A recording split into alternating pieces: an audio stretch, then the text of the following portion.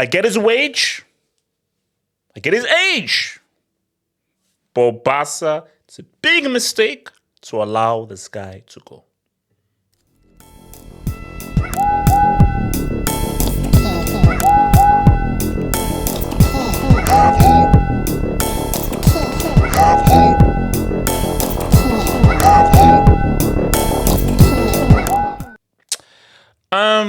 Wow.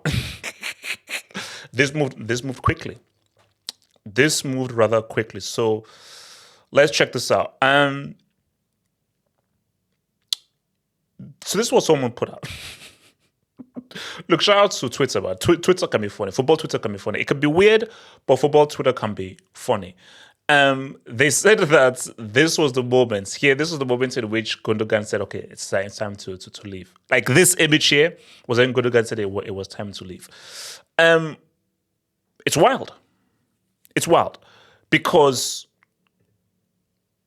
I really don't believe that if there's anyone that should leave Barca, it should be this dude. When Barca got Gundogan, I was like, you got the ilk. you got the ilk. A man of his ilk, quality midfielder who was pivotal to City, and we'll get to City. I was like, bro, Barca, you got a really good player here. And ever since he's joined Barca, unless I'm wrong or any Barca fans want to lie to themselves, he has been one of Barcelona's best players. That is a fact. You can't argue with it. He's been one of your best players. So I'm trying to understand the logic or the 4D, 5D chess of wanting one of your best players to leave. It doesn't make any sense. Romeo, send him to Siberia. Send him to Ukraine.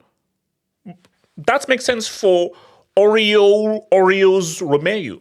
But for the ilk, no, that's a guy that you actually want to keep. So, how do we break this down? You know what? This is what everyone is saying, that this is how it started. People believe that it started here. So, I should remember this. So, this was after the El Clasico. That's obviously Real Madrid won. And then in the interview, Gundogan was scathing. He was very honest in his critique of the team. And many Barca fans believe that at that moment was when everyone, or rather the board went to get Gundogan.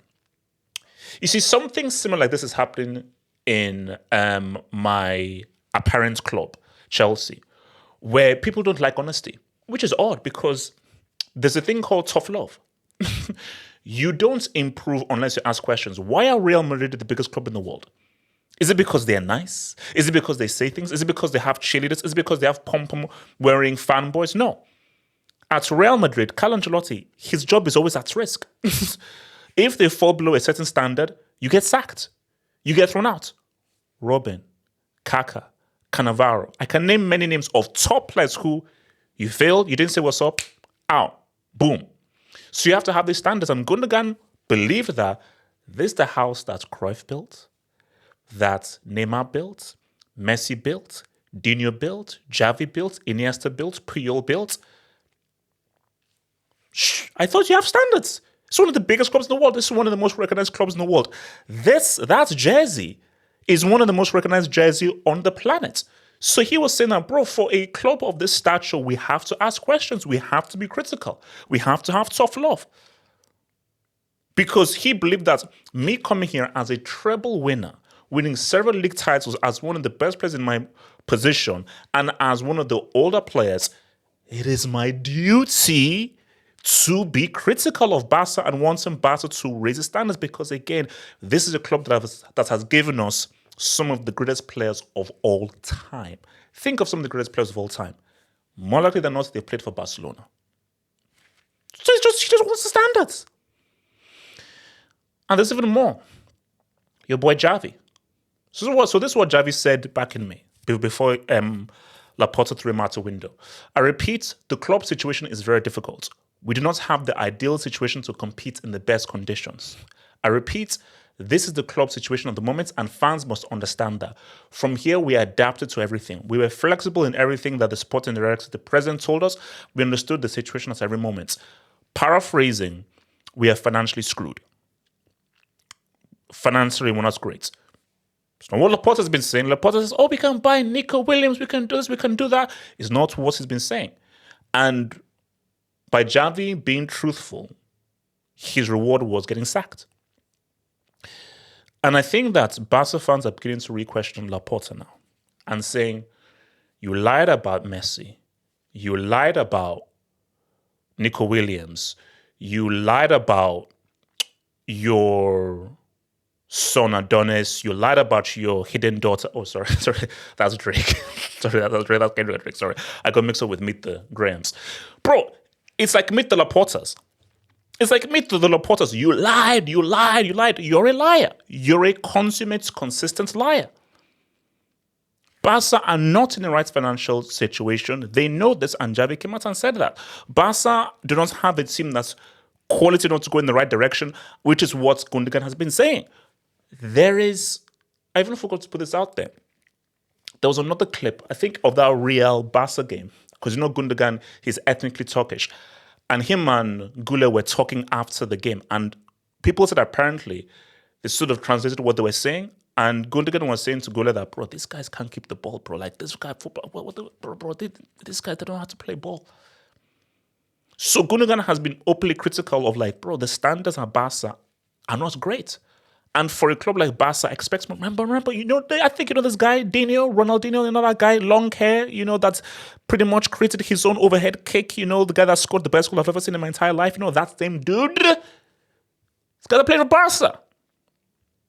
But guys, it's complicated because I've got to come at this in a very nuanced sense. So yes, it's wrong to let go of Gundogan. Even at 33 years of age, he's still one of Barca's best players. He's an important midfielder. And when you put into the fact that Pedri lives, dines, gives birth, and has a whole family in the hospital, the best ability is availability. But guys, it's complex. So I want to be always objectively. Now, guys, I'm going to pull up an image that's going to be triggering. So this is trigger warning. Trigger warning. So I don't want to be sued by anybody going into an epileptic fit. I'm about to bring up an image that's going to be triggering. You have been warned. Trigger warning. This is your last chance. If you don't want to show this, no harm, no foul. Press stop. You can watch any of my other videos. I've got loads of other videos you can watch. But if you don't want to be triggered, please feel free to stop this video, leave, and watch my other videos. I've got loads of other videos you can watch. So again, this is your last chance. Trigger warning. This image is going to be very triggering. Okay? Last chance to leave? Cool.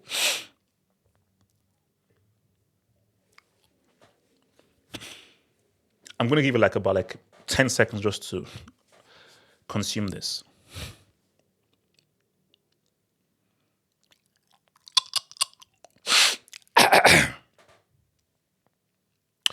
So, those are the weekly wages in euros of Barca.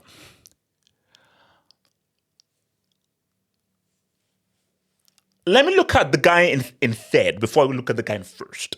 Because there are a few names there that I'm like, okay. There's a name here that I don't even know how he's here. But let's look at the guy in third. 360,000 a week. So Gundogan is the third highest earner at Barca. That's a lot of ched. And knowing how the financial situation works in La Liga, that's a lot of ched. And financially, footballing-wise, it's horrible. Footballing-wise, don't sell Gundogan. Financially, it does make sense. For a guy at 33 years of age, on 360,000 a week, with Olmo already brought in, it makes financial sense. It does not make footballing sense. Footballing sense, you want as many quality players as possible. Financially, it does make sense to let go of a guy who is on 360,000 a week. Quick side note, just quick diversion, because we'll go back to Gundogan. Ansu Fati, 268,000. He doesn't play football, so I don't know how they're going to sort that out. Rafinha, 240,000. The ski, he's your striker.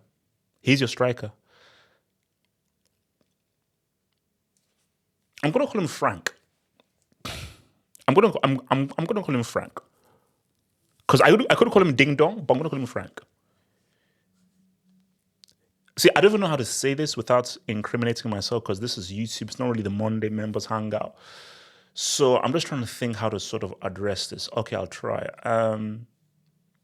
700,000 a week. How can I say this? Someone as Barca needs to do something interesting. I'll leave it as that. Someone needs to just do something that's involved. How can I say? Jack Bauer, John Wick,